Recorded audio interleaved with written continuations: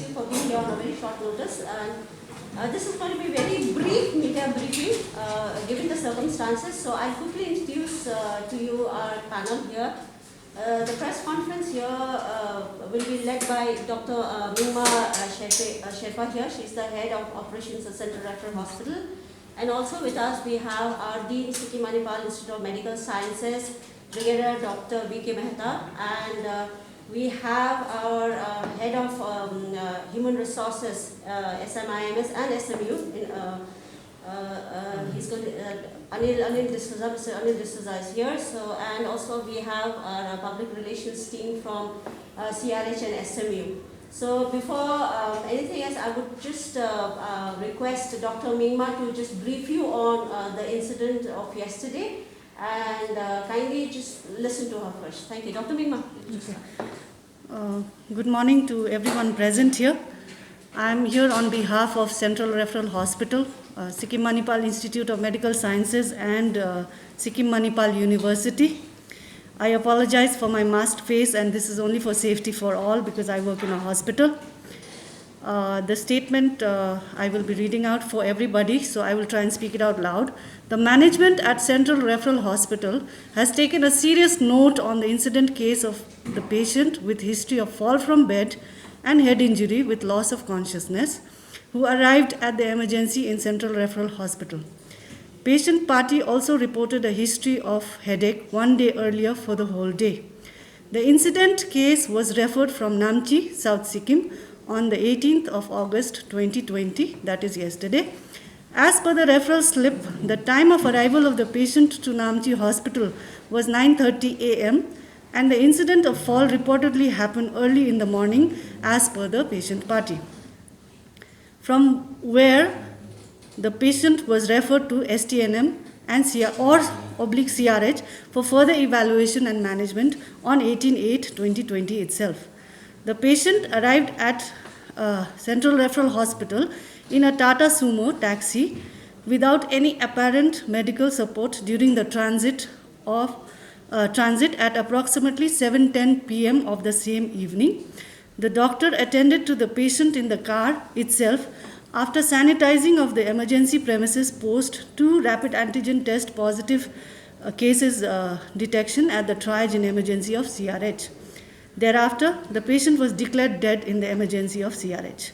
The medico-legal formalities as per the law for such case was completed with due process, and the body was preserved in the mortuary as per directions of the police.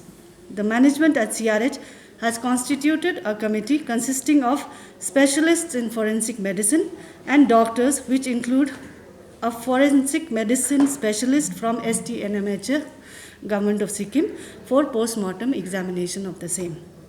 We at Central Referral Hospital, Sikkim Manipal Institute of Medical Sciences and Sikkim Manipal University offer our sincere condolences to the bereaved and the family.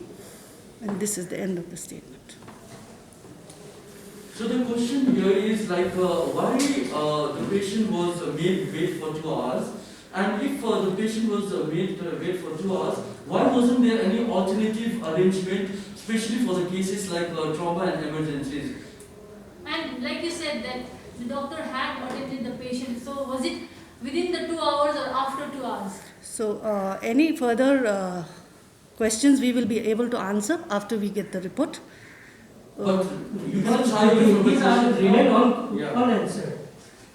So what is the... Because this is not the first negligence case of Manipal. Like, we have reported many such cases, so we expect at least one. Similar. This is the first time when the committee has come in front of the camera. They have denied to come in front of camera, so it is answerable right now. We will answer post-report, because here it will be just assumptions and presumptions. Once the report is firm and final, we will again appear in front of the press. But do you agree that because this is not the first of its kind of incident, because just 2 days back, the Minister visited on like 2 reported alleged medical negligence case, right? So committee has been set up. So the committee set up huncha, report submit huncha, then even public domain ma aunदैन, then मतलब so much of resentment against CRH. मतलब why so much of carelessness अनि किन यति साह्रो तपाईहरुले मतलब why you are playing with the lives of people? Yeah, exactly. And why did you take to attend a patient 2 hours? 2 hours is No, alternative arrangement किन तपाईहरुको थिएन? तपाईहरुको केसेस आउँछ, एक्सिडेन्ट भएर आउन सक्छ हैन? अनि यहाँनिर तपाईँहरुको त्यो इमर्जेन्सी भनेको 24/7 सर्भिस हो नि त। तर तपाईहरुले दैलो बङ्गरेर चाहिँ किन उनीलाई बाहिर पर्खाउनु भयो? म्याडम डक्टर्स पनि तपाईँहरूकोमा कमी छैन, डक्टर्स क्वार्टर्स माथि भरिपूर्ण छ। कोही पनि डक्टर आएर तपाईँहरूले कल गर्न सक्नुहुन्थ्यो होला। तपाईँको रिटन स्टेटमेन्टलाई त हामी अभियसली हामी बाहिर त ट्रिटमेन्ट गर्नु सक्थ्यो नि त हैन? बाहिर आएर त ट्रिटमेन्ट पेशेन्ट मर्नुभन्दा अगाडि उहाँको ट्रिटमेन्ट भयो कि भएन त्यति भनिदिनुहोस्। हजुर। त्यो चाहिँ we can determine only after the report. अनि त्यो त कुन चाहिँ गरेन नि त्यो त रिपोर्ट हो नि हैन अब कुन चाहिँ डक्टरले उसको रिपोर्ट गरेको थियो त्यो हेर्नु पर्यो नि त फर्स्ट अफ अल त। आफ्टर रिपोर्ट भन्नुहुन्छ नि हामीलाई किन प्रेस कन्फरेन्स बोलाउनु भएको? हजुर। What is the use of calling press conference? You could have easily sent us a press release. So this is like I mean it's nothing about यो तर पर्सनल पेसेन्ट पार्टीले भनेको जस्तो म्याडम जस्तो जब उहाँको पापा खसिसकेर तपाईँहरूले उहाँको पल्स रेट चेक गरेको भनेर बाहिरपट्टि आएर बाहिर नै छैन भन्ने कुरा पनि भएको थियो। अब तपाईँहरूको यसको त आन्सरेबल तपाईँहरू हुनु पर्यो म्याम। उसको त बाउ मरिरहेको छ अभियसली उहाँले भन्दैछ हामी 3 जना दाजु हामी टुराटुरी भयो, हामीलाई कसले पाल्ने हो, हामीलाई कसले हेर्ने, हामीलाई कसले खुवाउने भन्ने उहाँहरूको प्रश्न। They are also claiming a compensation from the CRH. The patient was already told they are claiming compensation from CRH hospital for the negligences. Will the CRH look after this? So I'm right now hearing all your questions. I will answer one by one as best as I can. Okay. तपाईहरुले सोध्नु हुँदैछ was there negligence, was there delay, did the doctor come and attend to the patient or not, right? So what we have is every hospital has been this hospital along with any other hospital in the country, right, currently are facing a challenge which no hospital in this at least century had been faced, right? Given that the safety of the patient is priority to the hospital, right? And negligence is a very big and a technical word actually, right? Negligence would be act of commission and omission, right? It is defined by the law and we will answer to the law, right? If there has been any act of commission or omission, this will be determined by the report itself. Before that, I cannot as an individual assume or presume. There are many sides to every story or every incident. There will be patient side, there will be healthcare personnel side, there will be administration side, and there will be also public perceptions, right? So for each of these perceptions, if I just tell you something to just reassure you, so that we close this press statement, no, will not serve the purpose, because there are some systems in place, right? Wherever there is mortality, we actually examine the mortality, and this is by not only by the law, but also by the commitment and oath that every healthcare worker has taken. There are some issues of safety of a larger concern, that is the pandemic and the disaster that we are facing. So each and every healthcare worker is taking extra care. So let me finish. I will. The people Yes. are handling, our Yes. doctors are Yes. handling like the cases. So why Manipal is not like Yes. So let me answer. Then again we'll go back.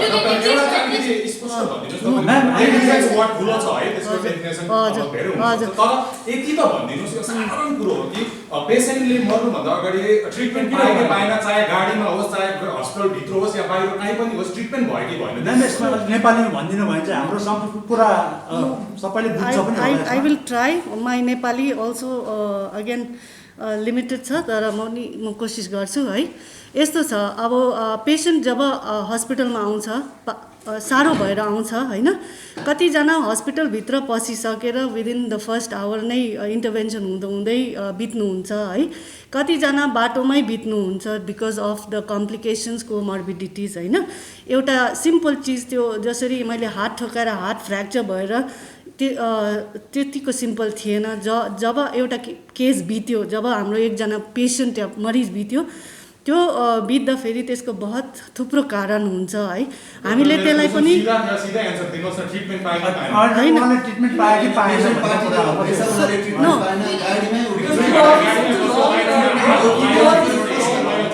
So 2 घण्टा किन weight गर्नु पर्यो? So if we go back to the statement that we have made, patient first access to healthcare was at 9:30 AM in the morning. है बिहान 9:30 बजी चाहिँ first access to health care भएको थियो उहाँको होइन. त्यहाँबाट उहाँ इन ट्रान्जिट आउनु भएको थियो ट्याक्सीबाट.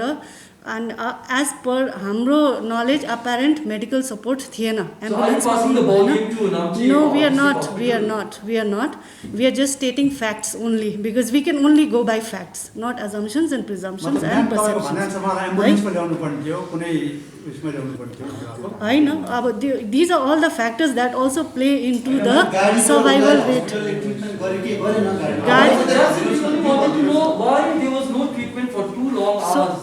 म्याम जब पेसेन्ट पार्टीले रिक्वेस्ट गर्यो दैलो खोलिदिनुहोस् मेरो बाबा साह्रो हुनुहुन्छ बाहिर भन्दाखेरि र इमर्जेन्सीमा ल्याएको पेसेन्टलाई इमर्जेन्सी जस्तो ट्रिट किन गरिएन?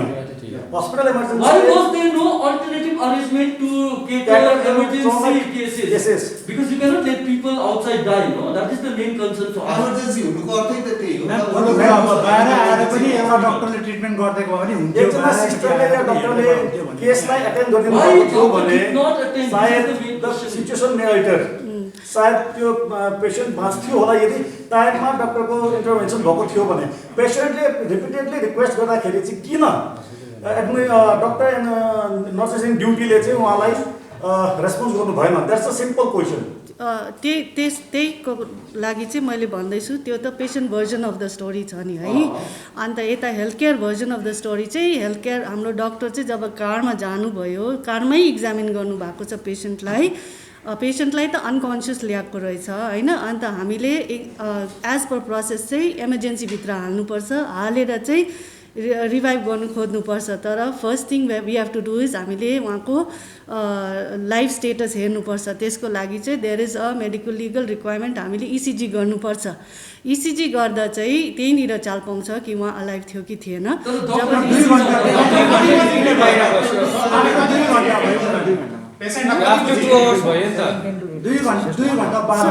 दुई घन्टा चाहिँ क्लेम हो नि त है. 2 घन्टा चाहिँ क्लेम हो उहाँको क्लेम हो कि हामी 2 घन्टाको लागि आएको थियो होइन. त्यही अब अहिले as we are sitting here the police is going to investigate their time of arrival because claim is one thing, the actual fact is something else नि होइन. उहाँले टिभी फुटेजबाट हेर्नुहुन्छ कति बजी आइपुग्यो कति बजी एटेन्ड भयो होइन. अन्त त्यसले गर्दा चाहिँ before we speak anything fact त हामीले the doctor was also attending है. अन्त also exposed. Please understand we have something called as COVID-19 going on and expose person has to also safeguard another transmission. No, so that's what I'm saying. So he could not go, I know. So currently what we are telling you right now is we will establish the facts and get back to you with a statement again. But because we know that there are so many questions going on, we would like to actually give you factual statements and not assumptions and presumptions. So in this case, there is something called as legal framework in place. Any patient that is brought to our emergency and declared dead on arrival, the first information goes to the police. There is something called as medical legal report. So no, I'm just telling you. We are a hospital. No, so but that is ल्याउँदाखेरि चाहिँ राम्रै हुनुहुन्थ्यो. Means अब त्यस्तो थियो होस्मै हुनुहुन्थ्यो भन्ने छ. तपाईँले चाहिँ अब ब्रड डेड भन्नुहुँदैछ. तर के हो त्यो त अब यस्तो हुन्छ. अब फ्यामिलीले जब घरबाट हिँड्दाखेरि कन्सियसै हुन्थ्यो होला अनकन्सियस हुन्थ्यो आइपुग्दा बाटोको कुरा हो है.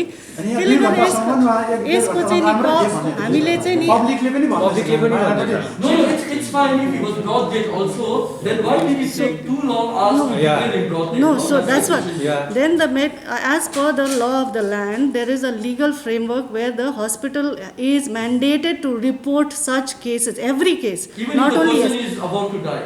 No, when there is death on arrival, please let us not mix words, right? Then once. Not mandatory to attend the critical patient. Yes. Immediately. Yes. Before the police or any other purpose. Is it not the case? So one part is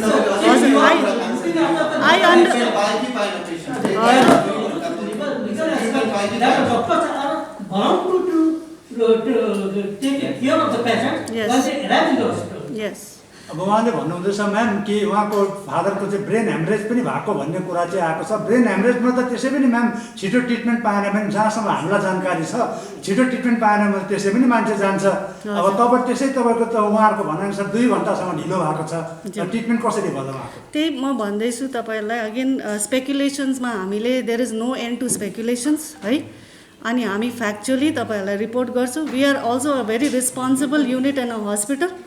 अनि हामी फ्याक्टसँग नै बोल्छौँ। हामी स्पेकुलेसनमा बोलेर, अजम्पसन्समा बोलेर, प्रिजम्पसन्समा बोलेर we do not want to appear irresponsible. We will responsibly report. And यो जुन चाहिँ पोस्टमार्टम फाइन्डिङ पनि छ, this is mandated by the legal network framework only.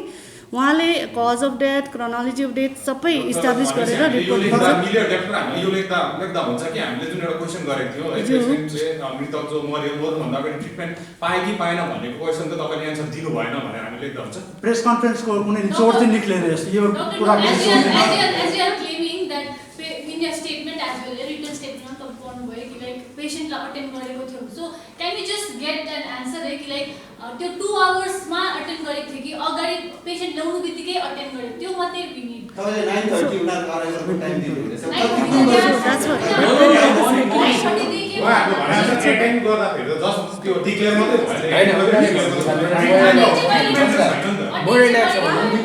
See, तपाईँहरूलाई there will be many speculations, है, and there will be more questions that will come. But I think तपाईँले clearly answer नदिएकोले गर्दाखेरि चाहिँ यो question I understand that it is very difficult for us to satisfy speculations at this point in time, but we will come back with a factual report and we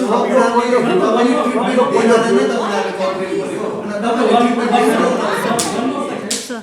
Since the state government has agreed with the Manipal Yes, sir. to manage all the cases, Yes, sir. non-COVID cases, to be treated in Manipal. And only the hospital that is in Manipal, which is equipped to deal all the cases.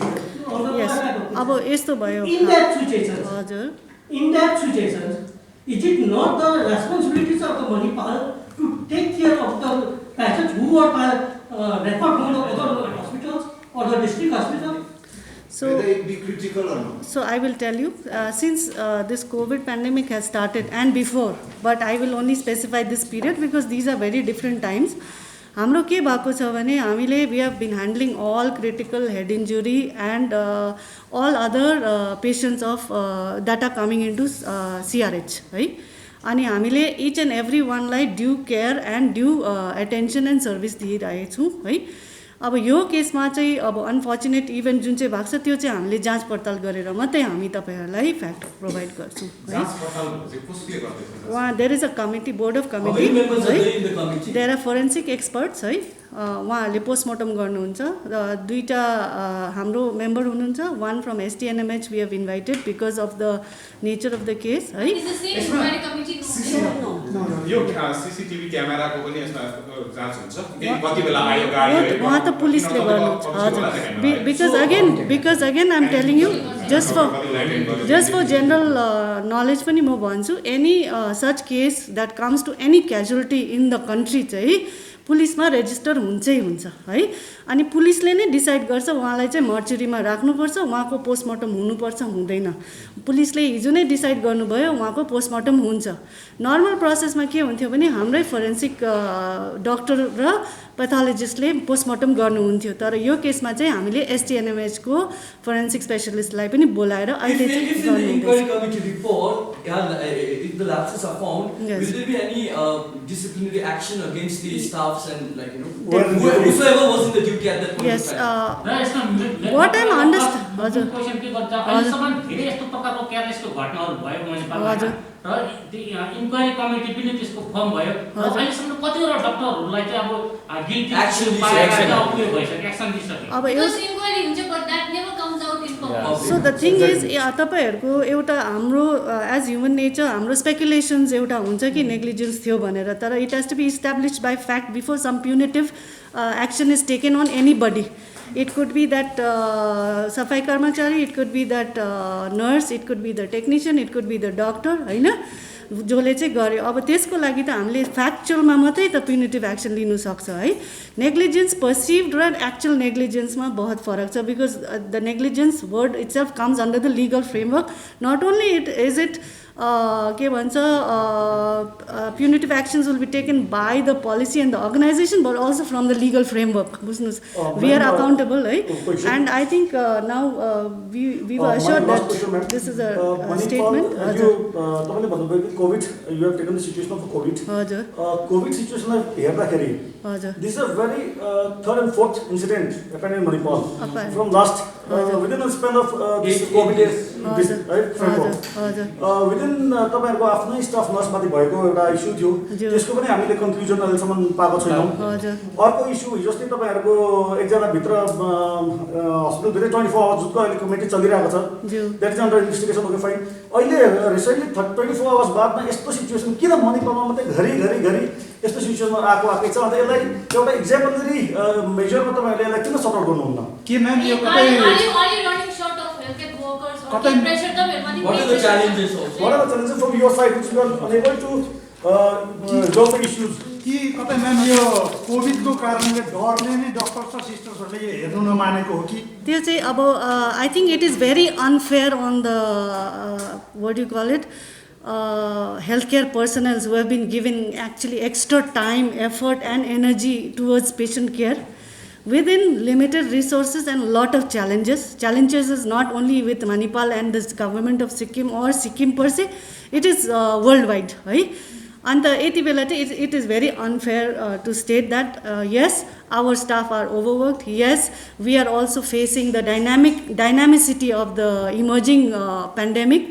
But that does not mean at any time, willingly, knowingly, anybody has gone ahead and provided or led to lack of provision of care for patients.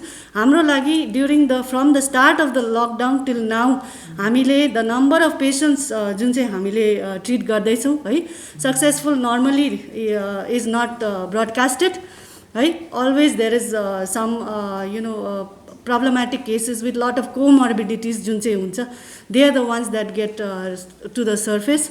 There will be reasons why whatever has happened, but only we will let the facts speak